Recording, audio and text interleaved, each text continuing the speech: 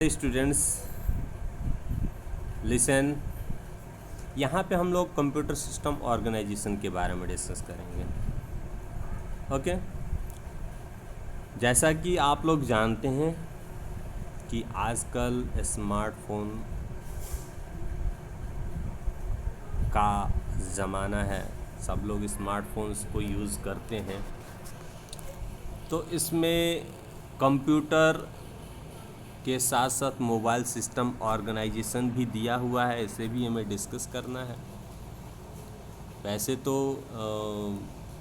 यहाँ पे आप देखेंगे कि इसमें क्या क्या चीज़ें होती हैं, कैसे ये वर्क करता है।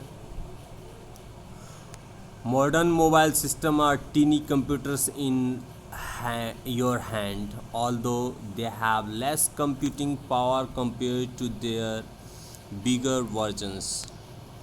They handle diverse type of applications such as making calls through radio signals, offering camera utilities, handling touch sensitive screen display, audio video, graphical content, but having a little better best power etc. Mobile जो आजकल का mobile system है, ये इसको hand held computer भी कह सकते हैं।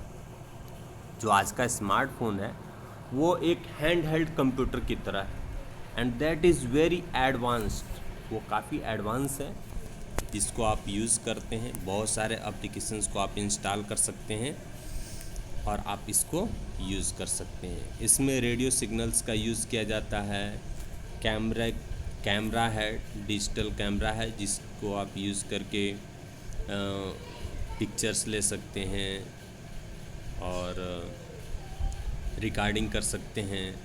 इसमें टच सेंसिटिव स्क्रीन होता है। इसमें ऑडियो वीडियो और बहुत से सारे ग्राफिकल कंटेंट्स होते हैं।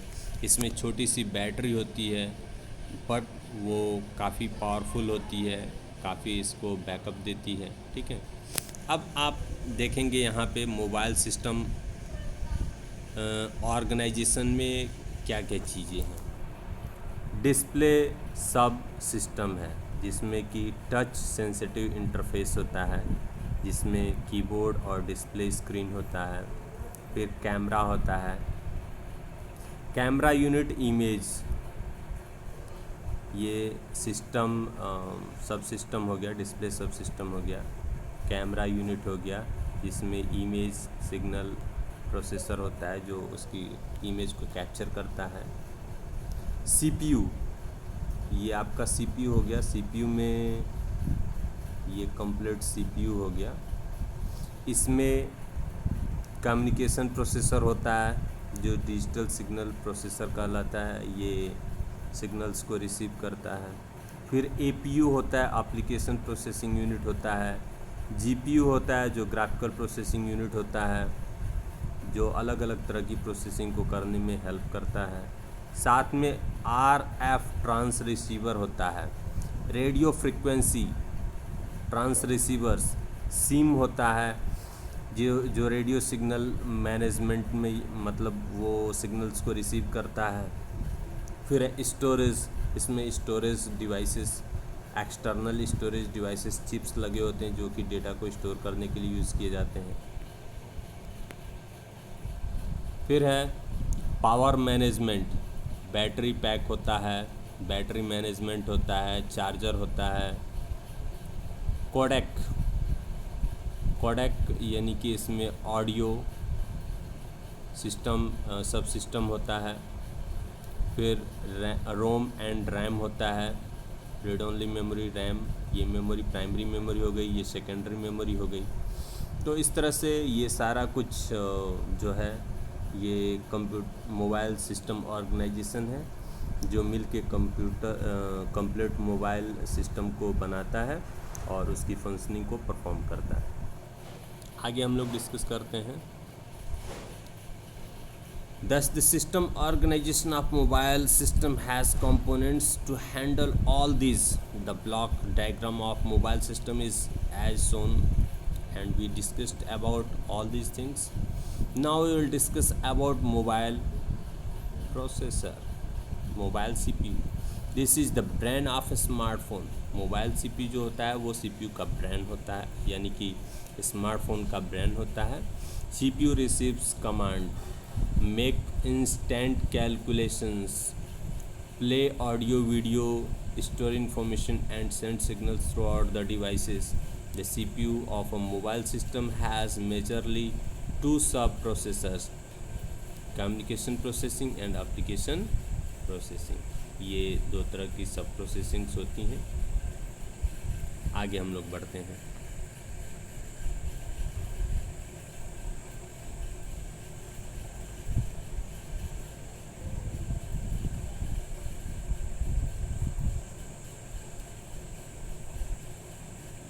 Well, communications processing unit, mobile system input output unit. This subsystem is responsible for making and receiving phone calls on a mobile handset. It has a digital signal processor that helps it work with RF transceiver and the audio subsystem. Radio signal management unit is responsible for connecting SIM, which provides a type of modem to the base stations through radio signals, 3G, LTE, 4G based cellular network. Well, जो communication processing unit होती है mobile की, वो सब system होता है जिसमें कि फ़ोन को रिसीव करना, फ़ोन कॉल्स को करना, फिर जो भी डिजिटल सिग्नल्स हैं उनके हेल्प से जो RF ट्रांस रिसीवर्स होते हैं, ऑडियो सब सिस्टम होता है, ये सारे वर्क करते हैं। जो रेडियो सिग्नल मैनेजमेंट यूनिट होता है ये रिस्पॉन्सिबल होता है, जिसमें कि सिम जो एक तरह का मॉडेम होता है जो रेडियो सिग्नल्स को रिसीव करता है, और इसमें बेस्ड जो 3G, LTE और 4G बेस्ड सेलुलर नेटवर्क्स होते हैं, इस पे वो वर्क करता है।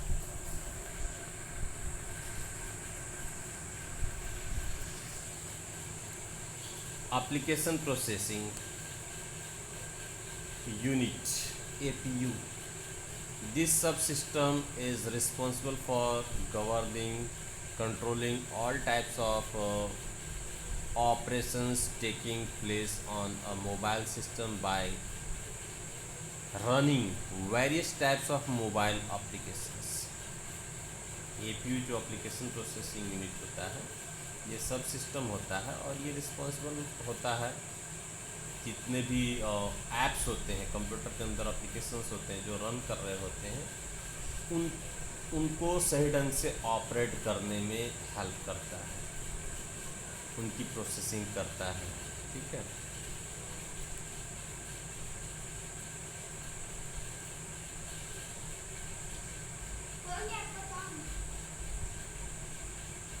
Next thing is display system.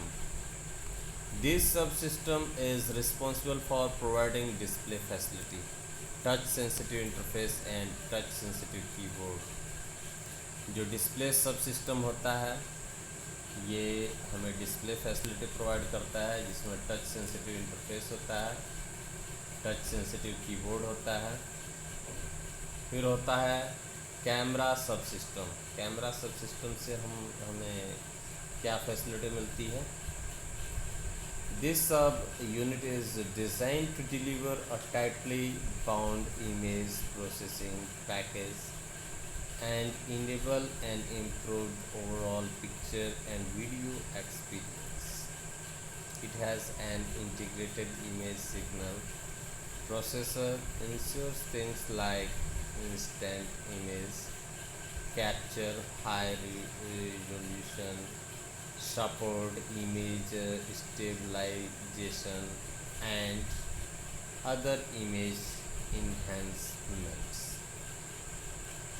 तो कैमरे का यूज़ करके आप इमेजेस, पिक्चर्स लेते हैं, साथ में हाई रेजोल्यूशन फैसिलिटी ये सपोर्ट करता है, और वीडियोस एंड स्टिल इमेजेस आप कैप्चर करते हैं। Mobile system memory. Mobile system memory में दो तरह की मेमोरी होती है। प्राइमरी मेमोरी में रैम एंड रोम आते हैं, और सेकेंडरी मेमोरी में जो एक्सटर्नल स्टोरेज डिवाइसेस होते हैं और इंटरनल स्टोरेज डिवाइसेस होते हैं वो आते हैं। कंप्यूटर की ही तरह जो मोबाइल सिस्टम ऑर्गेनाइजेशन है, इसमें भी वो सारे कंपोनेंट्स होते हैं जिसके हेल्प से इसको ऑपरेट किया जाता है, डेटा को स्टोर किया जाता है। तो RAM is for random access memory which provides space for your mobile system.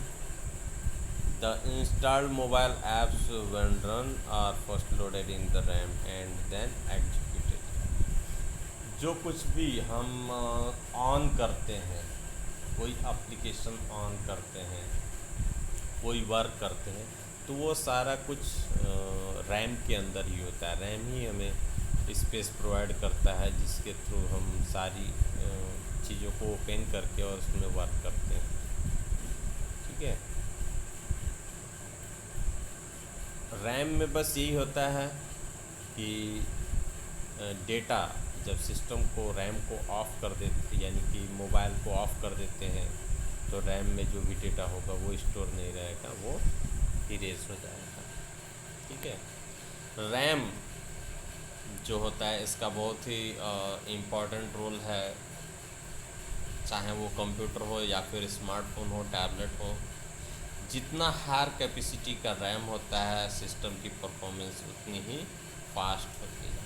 ठीक है, रोम रीड ओनली मेमोरी होता है, is a part of mobile system internal storage and is not accessible by user to write on and is thus referred to as read only memory. ROM को user access नहीं कर पाता है क्योंकि रोम में कुछ सिस्टम के इंटरनल प्रोग्राम्स होते हैं, बेसिक प्रोग्राम्स होते हैं, that is required for working of your device. The ROM is basically flash memory और technically EEPROM, electrically erasable and programmable read only memory. जैसा कि रैम की बहुत सारी कैटेगरीज हैं, मोबाइल में फ्लैश जो रैम की कैटेगरी है वो फ्लैश मेमोरी और EEPROM टाइप का होता है। This ROM part of a mobile system internal storage is where operating system resides. और ये जो रोम का पार्ट होता है इसमें ऑपरेटिंग सिस्टम, मोबाइल का ऑपरेटिंग सिस्टम लोडेड होता है। It also has some pre installed apps, इसमें कुछ प्री इंस्टॉल्ड ऐप्स होते हैं in this memory sections which can not be deleted on users and either. This is the reason why you don't get full internal memory and advertised on the box, because a part of it has been used to house operating system and other pre-installed apps। well, जो रोम होता है वो internal storage memory होता है, specially जो mobile में होता है, और इसमें ऑपरेटिंग सिस्टम को लोड किया जाता है और कुछ प्री इंस्टॉल्ड ऐप्स होते हैं उनको इसमें लोड किया जाता है। ओके।